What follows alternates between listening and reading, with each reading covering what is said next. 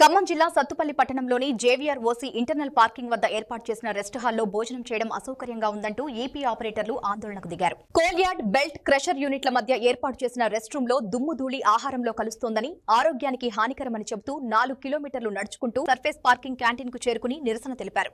ఇప్పటి వరకు బస్సుల్లో క్యాంటీన్ కు తరలించి భోజనం ఏర్పాటు చేసేవారని, అకస్మాత్గా రెస్ట్ హాల్లోనే తినాలని చెప్పడంతో నిరాకరించిన ఆపరేటర్లు రెండో షిఫ్ట్ పనులను బహిష్కరించారు. బీపీ, షుగర్ వంటి వ్యాధులతో ఉన్న కార్మికుల ఆరోగ్యాన్ని దృష్టిలో పెట్టుకుని మానవతా దృష్టితోనైనా రవాణా సౌకర్యం కల్పించాలంటూ సింగరేణి గేటు వద్ద ధర్నా చేపట్టారు.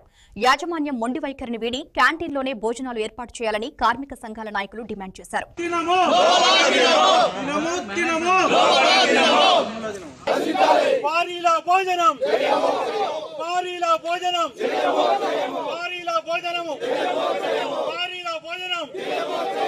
ఆయన నడవలేడు, బైపాస్ సర్జరీ.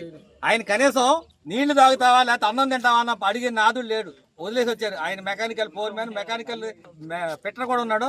ఫిట్టర్ కూడా ఇంకో 1 year లోపే ఉంది సర్వీసు. అంటే మేనేజ్మెంట్ కనీసం ఎట్లా ఉందంటే ఇలాంటి వృద్ధులను కూడా వాళ్ళు వృద్ధుల కింద వస్తారు. ఆయన బైపాస్ సర్జరీ అయింది. అసలు మేనేజర్కి ఉందా, అసలు మా ఇంజనీర్కి ఉందా, అసలు మన వాళ్ళు అక్కడ ఉన్నారు ఏది తిన్నారా లేదా అన్నది ఉండాలా. వాళ్ళకి బండి కన్వెన్స్ ఏర్పాటు చేసి పైకి పంపించాలిగా. ఆ కార్మికుడికి ఆ బాధ్యత ఏంది, అసలు ఎలా ఉన్నాం, ఎక్కడున్నాం. కనీసం ఇప్పుడు ఇంతమంది ఆపరేటర్లు వాళ్ళ సమస్య చెప్పుకుంటాకి చూస్తున్నారు. కనీసం ఒక ఆఫీసర్ కూడా కనీసం ఏమయ్యా ఏందన్నారా మాట అడగలేదు ఇప్పుడు వరకు కూడా. ఎట్లా ఇది? ఈ సత్తుపల్లి ప్రశాంతంగా నడిచే వాతావరణం ఇది. సత్తుపల్లి చాలా ప్రశాంతం. జేవీఆర్ ఓసీలో ఎటువంటి స్ట్రైకులు గాని ఎటువంటి ప్రొడక్షన్ కి విఘాతం కలిగించేది ఎప్పుడు జరగలేదు. ఎంతో ప్రశాంతంగా నడిచే మైన్ లో ఇప్పుడు అలజడి సృష్టిస్తున్నారు.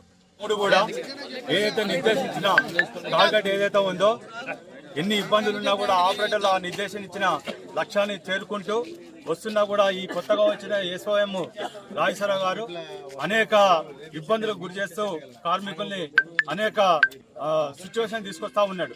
దాన్ని ఈ రోజున ఆపరేటర్లుగా లోపల భోజనాలు చేయమని, పార్కింగ్ యార్డ్ లో భోజనాలు చేయమని చెప్పేసి ఒత్తిడి తీసుకొస్తా ఉన్నాడు.